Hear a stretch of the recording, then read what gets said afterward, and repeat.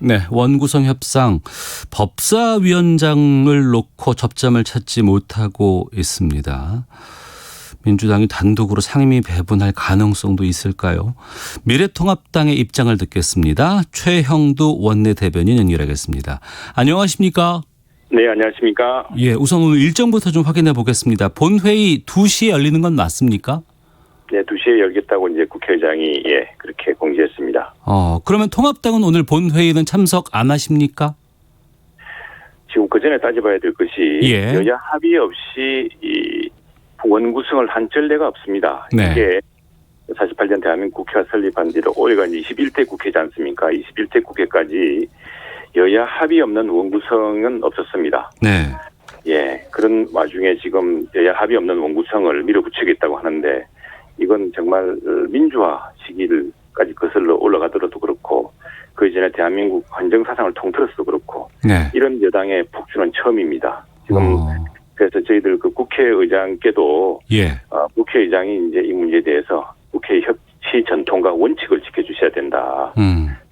국회법의 기본적으로 여야 합의에 따라서 처음으로 국회의원 구성이 되도록 되어 있습니다. 지금 그런데 민주당은 여당은 압도적 다수 의석이기 때문에 압도적 다수 의석이기 때문에 옛날하고는 다르다.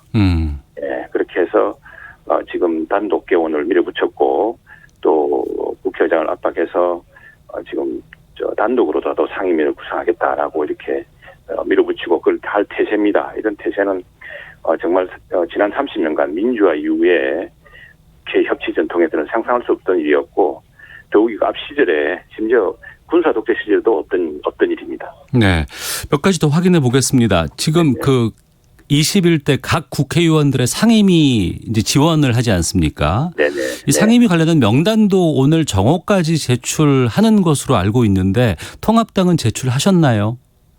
지금 이게 당초에 이제 협치국회가 여야 합의를 통해서 원구성에 해오던 전통에 따르면은 이게 상임위가 이제 배분되게 됩니다. 그러면은 야당목 상임위원회가 정해지거든요. 상임위원장 몫이 정해집니다. 그러면은 그 야당에서 상임위원장을 하실 분이 그 해당 상임위원회에 포함되어 있어야지만이 그 야당 그쪽 상임위원장이 되실 수가 있는 겁니다. 때문에 지금 여야 원구성에 대한 이 합의가 이루어지기 전에 우리가 그 상임위원 명단을 제출할 수가 없는 상황이다. 이건 원구성을 전제로 상임위원 명단을 다 제출할 수 있다. 그런 입장이기 때문에 오늘 당연히 원구성 협상 합의가 이루어지지 않았고 가장 쟁점 사안이 법사위 문제입니다만 이제 지지 않았기 때문에 저희들이 지금 상임위원회 명단을 제출할 수가 없는 입장이죠. 네, 뭐 국회가 뭐 본회의 2시 예정돼 있다가 뭐 4시로 미룬 격도 꽤 있었고 지금 뭐 2시라고 한다 그러면 1시간 반 조금 더 남은 상황인데 추가 협상 가능성이 있을까요? 항상 뭐 협상에 이루어질 수 있고 가장 중요한 것은 오늘은 사실 국회의장의 날입니다. 국회의장이 결단을 하셔야 될 순간인데 뭐 지금 거대 여당의 압력이 이만저만 크지 않을 겁니다. 더구나 국회의장이 이제 여당에서 추대된 형식이기 때문에 그러나 국회의장으로서는 이제 국회의장이 되시면은 당적을 이렇게 탈당하셔야 됩니다. 그렇죠. 어느 당적도 두지 않고 초당파적으로 국회를 운영하셔야 되기 때문에 그래서 이 국회의장의 결심을 둘러싼 여야의 참 줄다리기가 또 치열할 테고요. 아침에도 보니까 사실 저희들이 원래 국회의장을 만나서 우리 입장을 호소하고 국회의장께서 지난 국회 시기에 지켜왔던 원칙과 수칙과도 같은 원칙을 지켜주셔야 된다라고 저희들이 말씀도 드리고 해야 되는데 여당에서 이미 다 국회의장실을 차지하고 있어서 입장실을 차지하고 있어서 못 들어가셨어요? 의장실? 그래서 뒤에 아마 좀 늦게 가고 했었는데 그래서 오늘은 뭐 저희 1시에 다시 이제 여야 모두 원내총회가 있습니다. 원내총회가 있어서 이야기 되겠습니다만 이제 국회의장께서 오늘 어떤 결심을 하시느냐 지금 국회의장께서 양당이 모두 제출했기 못해 양당이 상임위원회 제출하지 안 했기 때문에 다시 한번 협상에 부딪힌다거나 하는 이런 뭐 변수가 남아 있기 때문에 오늘은 정말 국회의장께서 외롭고도 고독한 그러나 나라의 미래를 바라보고 국민만 바라보는 그런 결단을 좀 내리시기를 저희를 기대하고 있습니다. 잠깐만요. 통합당에서 오전 9시에 의원총회를 이미 가졌는데 1시에 또 갔습니까? 네, 그렇습니다. 거기서는 뭘 논의를 하나요? 뭐 계속해서 상황 진전, 상황 변화를 봐야 되고. 예. 예. 지금 같은 시기라면은, 지금처럼 밀어붙이기 시기라면은 본회의에 출석할 수 없다는 것이 이제 오전 본회 의원총회 결론이었습니다. 결론인데, 네. 지금 또 낮 시간 동안 상황의 변화, 또 국회의장께서 또 그리고 이제 미래통합당의 초선 의원들이 예. 국회의장을 만나서 의장께서 대한민국 국회의 전통과 원칙을 지켜달라라고 또 호소할 예정입니다. 그런 상황도 좀 보면서 예. 어쨌든 국회가 계속 열리고 국회가 본회의를 여당이 단독으로라도 하겠다는 태세고 예. 의장께서 본회의를 하시겠다고 지금 일단 오전까지는 밝혀놓은 상황이기 때문에 야당으로서도 국회 본회의장 앞에서 대기하면서 예. 다시 총의를 모으고 대응 방안을 논의를 해야죠. 그러면 이 질문을 좀 드려야 할 것 같은데 오전에 머니투데이에서 단독으로 보도를 냈어요. 그러니까 보고입니다. 예. 법사위를 주고 통합당의 입장에서 뭐 예결위와 국토위 뭐 이런 몇 개의 위원회를 배분하는 안에 합의를 했고 이걸 의원총회에 추인을 넣는다고 했는데 이게 오전에 부결된 것인지 아니면 오후 1시에서 다시 또 논의할 수 있는 건지요? 그건 오보입니다. 오보고 단독도 아니고 이미 국회 내에서요. 네. 11대 7로 의석 배분대로 한다는 것은 공공연한 비밀이었습니다. 네. 민주당도 법사위하고 예결위를 가져가겠다. 예. 법사위 가져가고 예전에는 당연히 야당 몫이었지만 이번에 우리가 가져가겠다고 이제 처음부터는 협상의 대상이 아니라고 이제 줄을 긋고 네. 대신에 11대 7이라는 의석 비율은 지키겠다. 예. 라고 해왔기 때문에 그건 뭐 추측성으로 충분히 쓸 수 있는 이야기이기도 합니다만 네. 그게 합의의 대상이 아닙니다. 왜냐하면은 법사위를 빼앗아가는 것을 전제로 합의할 수가 있겠습니까? 법사위는 항상 이 대한민국 국회의 전통이 특히 30년 민주화 이후 지난 20년여간의 전통은 좋습니다. 국회가 다수당과 여당 다수당은 국회의장을 당연히 하고 야당 소수당은 법사위원장을 맡는다는 것이 일종의 철칙 같은 것이었습니다. 네. 그래서 그 철칙을 지난 18대 국회 때 같은 경우는 야당이 당시 민주당이 81석인데도 그 법사위원장을 당연하게 차지했습니다. 그런데 네. 지금은 이제 상황이 바뀌었다고 우리가 다시 뺏어가겠다고 하는데 그 뺏어가겠다는데 그걸 합의해 줄 원내대표가 어디 있겠습니까? 합의도 있을 수가 없고요. 그걸 가지고 의원총회에서 추인받을 수도 없습니다. 그 분위기가 지금 우리 오늘 삼선 의장 의원들도 많이 나오시고 심지어 국회 부의장으로 유력시 되는 정진석 의원까지 나오셔서 하신 말씀은 이렇게 여당이 밀어붙인다면은 그동안 야당 몫을 대던 그런 모든 자리 우리 연연하지 않겠다. 원칙을 안 지킨다면은 그 자리를 우리 하지 않겠다라고까지 선언한 마당에 그렇게 합의한 것을 추인받는다는 것은 상상도 할 수 없는 일입니다. 이건 정말 심각한 오보입니다. 그러면 정리를 하면은 통합당은 법사위는 반드시 사수를 그렇습니다. 한다 이렇게 이해를 하면 되겠군요. 그렇습니다. 네. 그러면 그 선에서 또 출발한다 그러면 한동안 또 그런 얘기가 묘수라 그래서 법사위를 뭐 법제위 사법위로 나눈다거나 뭐 여러 가지 뭐 체계 작구를 심사하는 것을 좀 축소한다거나 이런 안들이 있었는데 이건 지금 아직 여지가 있는 겁니까? 그 안은 그건 우리 주호영 원내대표가 2006년에 우리 당시에 한나라당의 여러 중진 의원들과 함께 국회법 일부 개정안을 낸 적이 있습니다. 네. 그러니까 지금 그 법사위를 둘러싼 논의 중에 하나는 법사위가 제일 야당이 쭉 맡아왔던 것은 법사위가 그나마 여당의 질주와 독주를 막을 수 있는 마지막 견제 장치입니다. 네. 물론 거기에도 우회 장치가 있습니다. 120일이 지나면은 법사위원장이 법사위 결정을 안 내려도 본회의로 우회할 수 있는 방법도 있고 해서 약화됐습니다만 그러나 법사위가 다수 여당 또 여당과 정부 여당의 질주에 폭주에 맞서서 할 수 있는 야당의 마지막 견제 정치로 받아들여온 것이죠. 그런데 이제 지금 그동안 김태년 원내대표나 민주당에서 이야기하신 내용은 뭐냐면 이 자구 체계 심사권은 문제가 있다라고 하셨는데 이거는 이제 어떤 거냐면은 지금 국회가 모든 상임위원회 이제 17개 상임위원회죠. 국법사위를 제외하면은 법사위 포함 14개 상임위였는데 상임위원회에서 위반되는 모든 법률안이 통과되면은 법사위에서 마지막으로 자구 체계 심사를 거칩니다. 이건 왜냐하면은 각 상임위원회가 서로 다른 이해관계에 이제 맞물릴 수가 있습니다. 그래서 근데 뭐 이 상임위에서 올라온 A 상임위 법안과 B 상임위 법안이 그 체계가 상충될 수가 있습니다. 그러니까 국토위라든가 환경위에서 올라오는 것들이 충돌이 될 수 있다는 거죠. 맞습니다. 근데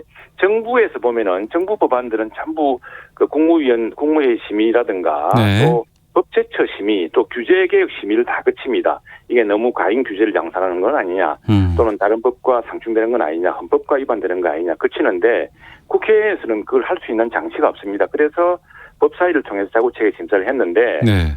우리가 이제 법제위원회 사법위원회를 구분하자고 했던 까닭은 뭐냐면은 사실은 법사위에서 단 7명의 그 법안심사 소위원들께서 이 엄청나게 많은 법안을 이제 자구체계 심사를 하시지 않습니까? 그러다 예. 보면 병목 현상이 생깁니다. 이 병목 현상에 대한 여러 가지 불만이라든가 이 제기는 많았습니다. 그러면 네. 그런 병목 현상을 풀고 또 좀 더 우리 지금 국회에서 만든 법 중에 매년 10건씩 위헌 결정이 나오고 있습니다. 네. 굉장히 부끄럽고 반성해야 될 일입니다.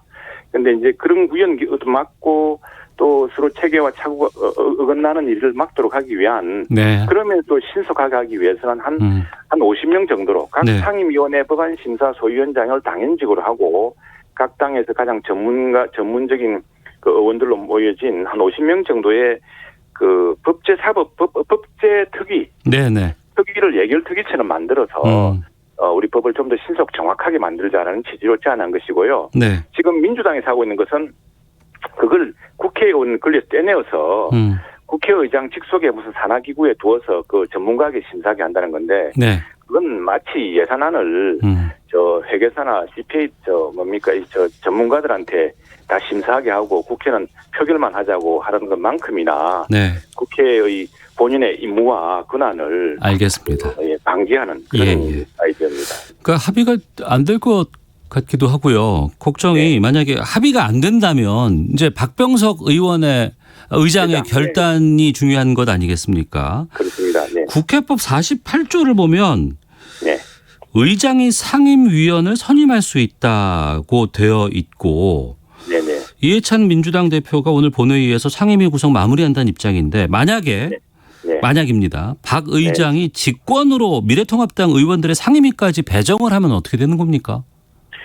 그건 아마 굉장히 우리 국회사, 우리 헌정사의 엄청난 폭거로 정말 오점으로 남게 될 것입니다. 그리고 이런 협치, 지금은 이런 국회법의 전통과 원칙을 무시하면서까지 이 단독 질주를 해서 그 협치를 망치는 그 책임이 결국에는 이제 국회의장과 여당에게 돌아가게 될 텐데 지금 얼마나 비상한 시기입니까? 그리고 이 국회법이라는 것은 민주당이 야당 때 다 주장해서 야당 때 다 그렇게 당연히 그 해오던 역할입니다. 근데 그걸 갑자기 바꾸어서 사실과도 다르고 또 원칙과도 다르고 그동안 전통과도 다르게 한다는 것은 도대체 나라를 어디로 끌고 갈 것인가에 대한 사실은 단순히 상임위원장을 여당이 독식하고 법사위원회를 가져가는 것 이상을 떠나서 도대체 이렇게 해서 어떤 법을 무엇을 국회에 견제 없이 어떻게 통과시키려고 하는 것인가에 대한 심각한 의구심을 불러일으키고 있습니다. 그러려면은 결국 그 책임, 그 피해는 고스란히 국민 몫이 될 텐데 저희 이 야당으로서는 더구나 지난 총선에도 비록 의석수는 많이 뒤졌지만 42% 가까운 국민의 지지를 얻었던 야당으로서는 도저히 묵할 수가 없죠. 그 부분에 대해서는 비상한 대책과 각오로 임할 것입니다. 예, 한시 의총을 좀 봐야 되겠습니다만 지금 주 원내대표는 오전까지만 해도 오후 본회의 참석하지 않고 우리 뜻을 분명히 하기 위해서 원내 수석이 의사진행 발언하러 들어갈 것이다. 이렇게 해서 본회의 파행을 예고하기도 했습니다. 만약에 파행이 된다 그러면 이후에 통합당의 대응 전략도 있어야 하지 않을까 싶은데요. 지금 아까 말씀드렸다시피 지금 우선 그걸 전제로 해서 모든 것이 파행될 것이라는 전제로 해서 생각하기는 싫습니다. 아무래도 국회의장께서는 초당파적으로 이 문제에 대해서 좀 깊은 고심을 하고 계실 것으로 믿고 또 여당으로서도 이로 인한 후폭풍, 이 헌정사상 처음입니다. 대한민국 국회가 만들어져서 헌정사상 처음인 일인데 더구나 민주화 이후 국회, 이 민주화 이후 국회의 전통이라는 것은 지난 13대 국회 때 여소야도 때 당시에 평민당의 김대중 총재가 제안해서 만들어진 체제입니다. 지금 이게 그게 여야가 바뀌고 의석수고 다수당 소수당이 크게 바뀐 상황에서도 지켜온 전통인데 이걸 이걸 다 무시하고 그 철칙을 깨트려가면서 하여튼 그것에 대한 아마 그런 후과도 굉장히 적지 않을 겁니다. 그런 예. 부분에 대해서 여당 내에서도 좀 고민이 있어야 되고요. 오늘 여당 의총에서도 예. 지금 저렇게 미래통합당이 저런 입장을 가지고 또 과거에 우리 철칙을 이야기하면서 그렇게 이야기하는데 우리 쪽에서 좀 생각을 바꾸자는 의견이 민주당 의총에서 좀 나왔으면 좋겠습니다. 그러시군요. 알겠습니다. 네네. 예, 뭐 정치 끝까지 가봐야 안다는 얘기들. 끝까지 가봐야 합니다. 예, 네. 워낙에 많이 좀 들어봤기 때문에 좀 네네. 어떤 협상의 여지가 좀 있을지 좀 지켜보도록 하겠고요. 당내 문제 좀 또 확인해 네네. 보겠습니다. 김종인 비대위의 경제혁신위가 출범을 했고 예. KDI 출신 윤희숙 의원이 이 경제혁신위원장을 맡게 됐습니다. 이 혁신위는 어떤 일들을 어떤 논의를 하게 됩니까? 지금 그 비대위원회 첫 회의에서 이제 비대위원장이 그 구상을 밝혔습니다. 네. 비대위 직속으로 경제혁신위를 두겠다 했는데 이른바 포스트 코로나, 이 네. 코로나 시대는 코로나 이전과 이후가 다를 것이다라고 할 만큼 우리 세계 경제나 한국 경제에 큰 변화를 예고하고 있습니다. 그래서 여기에는 또 다른 이제 새로운 어떤 경제적인 정책과 예컨대 고용의 구조의 변화, 또 새로운 산업의 변화, 갑자기 이런 그 코로나 위기 속에서 오히려 성장하는 산업이 있고 급격히 쇠퇴하는 산업이 있지 않습니까? 예. 여기에 따라서 우리가 어떻게 산업 이 위기를 어떻게 대응할 것인가, 그리고 새로운 일자리와 새로운 산업은 어떻게 키울 것인가를 논의할 텐데요. 그래서 윤희숙 의원이 이제 KDI의 경제학 박사 출신이고 재정과 복지의 최고 전문가이십니다. 이분과 함께 네. 몇 분으로 김원식 건국대 교수, 최병일 이화여대 교수, 박형수 연세대 교수 등 이제 소위원장으로 임명돼서 하는데 모토는 이렇습니다. 함께하는 경제, 역동적인 경제, 그리고 지속 가능한 경제, 이 세 개의 소위, 이 세 개의 모토로 여러 가지 복지와 교육의 패러다임, 교육도 이제 패러다임이 많이 바뀌지 않겠습니까? 예. 어쩌면 이런 언택트 테크놀로지도 발전했습니다만 지금 이 감염 우려 때문에 어쩌면 학교를 또 다음 학기에도 학교를 가지 못하고 온라인 수업을 해야 되는 이런 일이 있을지 모릅니다. 이제 그런 데 대한 그런 경우에는 이제 지금은 비상 상황이지만 이게 뉴노멀이 되는 상황이라면은 어떻게 예. 우리 교육의 패러다임을 바꿔야 될 것이냐. 그리고 경제만 하더라도 지금은 이제 데이터가 원유라고 할 만큼 네. 데이터 경제, 디지털 경제가 또 주목받지 않습니까? 그래서 데이터 경제와 디지털 경제 등 경제 구조 전환 같은 거. 그리고 네. 이 지속 가능한 경제는 이제 참 예전처럼 고속 성장은 어렵습니다. 어렵지만 지속 가능한 경제를 위해서 어떻게 해야 될 것인가. 그걸 위한 토대가 재정 건전성 강화, 예. 그리고 또 사회보장제도 문제 이런 것들을 함께 논의할 것입니다. 예. 당내 인사 문제도 좀 말씀 나누겠습니다. 그 여의도 연구원장으로 AI 전문가 이경전 경희대 교수를 영입하겠다고 발표를 했는데 이 계획이 철회가 됐습니다. 네네. 보도를 보니까 차명진 후보 발언에 대해서 옹호했다는 글 때문인데 어떻게 된 건가요? 네, 이게 AI라는 것이 우리 화두 아니겠습니까? 네, 3년 전에 그 알파고한테 우리 이세돌 기사가 패한 뒤로 AI의 시대가 왔다 해서 그러면서 사실은 우리는 AI 준비를 하나도 안 하고 있습니다. AI를 가르칠 교수조차 없다는 것이 이제 우리 김종인 비대위원장의 첫 일성이었습니다. 예. 그래서 아무래도 이제 AI 전문가를 통해서 AI라는 것이 뭐 굉장히 광범하게 AI라는 것이 우리 새로운 어떤 산업의 핵심이기도 하지만 예. 또 이 정치 분석도 그렇고 다양한 활용 분야가 있기 때문에 네. 그래서 이제 했던 것인데 상당히 그 AI 전문가라는 것은 그런 어떤 개념 속에서 이제 영입하려고 했던 것이죠. 그런데 이제 여기에 이제 몇몇 문제되는 발언이 있어서 발언에 대해서는 그 부분에 대해서는 이 논란이 확대되는 것을 네. 김종인 비대위원장이 차단한 셈이죠. 그래서 그 영입을 취소한다고 통보했다고 합니다. 그럼 김종인 비대위원장의 결단이 있었네요. 예, 그런 셈이죠. 네. 알겠습니다. 그럼 후임 인선은 언제쯤 또 나올까요? 예, 여의도 연구원은 우리 당의 혁신과 미래의 어떤 비전을 설계하기 위한 가장 중요한 그 기구입니다. 그래서 그만큼 논의가 집중되고 있고요. 초선을 비롯해서 많은 분들이 기대가 큰 만큼 또 중요한 분을 또다시 인선해서 여의도 연구원을 시발로 하는 새로운 개혁과 혁신의 어떤 비전들이 나올 것으로 생각합니다. 예, 앞서 말씀드렸지만 정치는 끝까지 가봐야 된다고 하니까 오늘 본회의 좀 좋은 결과 냈기를 좀 부탁드리겠습니다. 말씀 고맙습니다. 네, 감사합니다. 예, 지금까지 미래통합당의 최형두 원내대변인과 함께했습니다.